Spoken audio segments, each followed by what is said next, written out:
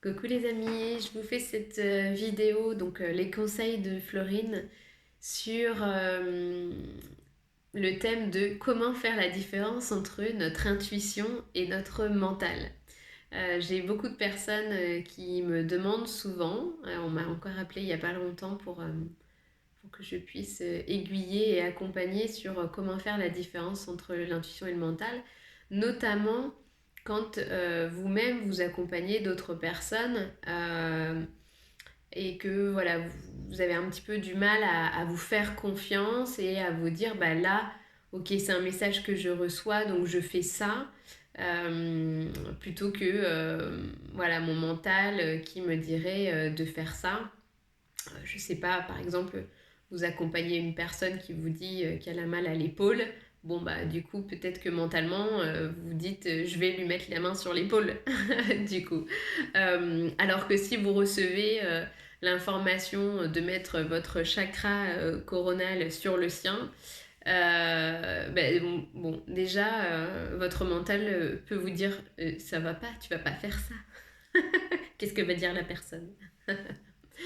Alors, pour vous aider, je voulais vous donner quelques pistes pour vous aider à différencier votre intuition de votre mental. Déjà, l'intuition, on peut se dire que ce sont des idées, des pensées qui vont vous arriver de manière instantanée et qui... l'intuition ne va pas justement être une suite logique de pensées. Euh, Qu'est-ce que je mange ce soir? J'ai rien dans le frigo, faut que j'aille faire des courses. Quand est-ce que je vais faire des courses? Ça, c'est une suite de pensées. Alors que je peux avoir une intuition qui arrive je fais une salade ce soir. Enfin, pour simplifier évidemment les choses. Ou euh, vous avez un dîner ce soir avec des amis et votre intuition vous dit de ne pas y aller. Et c'est pas une suite logique de votre mental qui vous dit n'y va pas, t'es fatigué, demain t'as une grosse présentation à faire, tu seras encore plus fatigué. Non, vous savez pas pourquoi. Il n'y a absolument aucune raison justement valable. Il n'y a pas de suite logique qui pourrait expliquer ça, mais vous sentez qu'il ne faut pas y aller. Et ben, plus vous allez écouter justement cette petite voix intérieure, cette guidance intérieure, plus vous allez vous faire confiance, plus vous allez vous rendre compte que ben, c'était bien de lui faire confiance. Parce que peut-être que, je dis n'importe quoi, et je l'avais dit je crois dans une autre vidéo, vous allez pas forcément vous écouter, vous allez aller à ce dîner et peut-être que vous allez manger quelque chose que vous allez mal digérer, que vous allez être super mal après, peut-être que vous aurez un accident sur la route, je ne vous le souhaite pas, mais c'est pour que vous compreniez l'idée.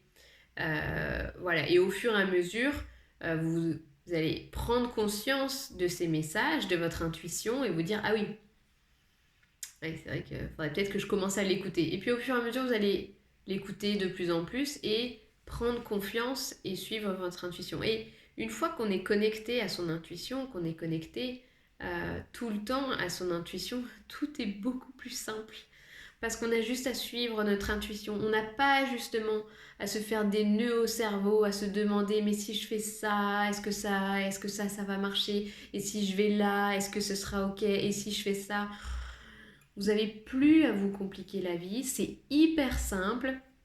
Et c'est pour ça que moi, quand je reçois en consultation, il n'y a pas un rendez-vous qui est identique à un autre, puisque je fais ce qu'il me vient avec les informations que je reçois. Donc je reçois l'information de faire tel geste, de mettre mes mains à tel endroit, ou de mentalement travailler, enfin de manière avec mon esprit, je veux dire, pas avec mon corps, de travailler sur l'expansion de conscience, de le faire comme ça, lui faire marcher des escaliers, de la faire tourner, enfin, ou bref, peu importe. Euh, c'est comme ça en fait que c'est juste parce que c'est exactement ce dont la personne a besoin à l'instant T. Et suivre des protocoles, des méthodes avec tout le monde, ça ne peut pas fonctionner. Chaque personne est différente, chaque environnement est différent, tout bouge tout le temps. Donc ce qui est juste pour une personne ne sera pas juste pour une autre personne. etc. Et pour vous, dans votre quotidien, c'est la même chose. Il faut pas se dire, ah bah si, la dernière fois j'avais choisi ça, donc je vais faire pareil. Non, c'est peut-être pas juste. C'est peut-être pas ce qu'il faut faire. Pour moi, la méthode, c'est justement de ne pas avoir de méthode. C'est de suivre son intuition. Et par contre, pour suivre son intuition, bah, il faut avoir l'espace et la place de pouvoir l'entendre.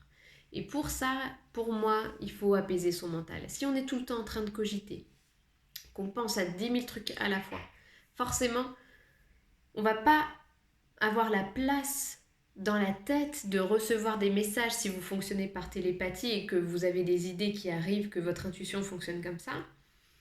Il faut lui laisser la place de s'exprimer, donc il faut apaiser le mental. Donc pour moi, la méditation, c'est la seule voie possible, le seul biais pour apaiser le mental et arrêter justement tous ces schémas de pensée qui nous prennent la tête au quotidien. On a entre 60 000 et 80 000 pensées par jour et des pensées qui reviennent plusieurs fois par jour. Donc c'est important de vraiment essayer de baisser ce nombre de pensées, d'aller plutôt vers les 60 000 que les 80 000. Et puis après, est-ce que c'est mon intuition, est-ce que c'est mon mental? Bon, déjà, votre intuition dira jamais t'es nul, voilà, hein, donc ça c'est votre mental par exemple. Dès que c'est dévalorisant ou négatif, c'est votre mental. Hein.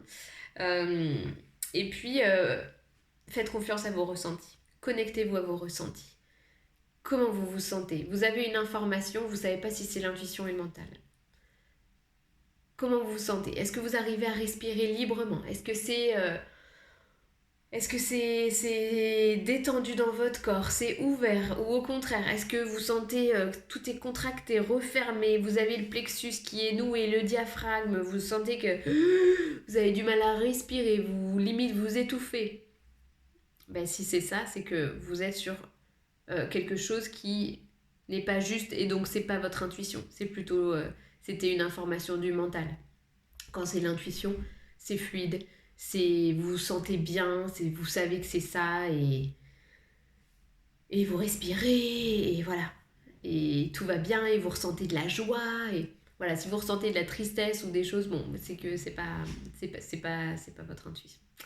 Voilà pour les petites pistes. Donc pour écouter son intuition, déjà faire de la place. Ce sont des idées ou des signes qui arrivent sans que vous les ayez prévus, donc sans suite logique. Et puis, ben, commencer dans votre corps, si c'est ok, que vous vous sentez bien, mais c'est que c'est juste. Voilà. J'espère que ça vous aura aidé. Je vous embrasse fort et à très vite.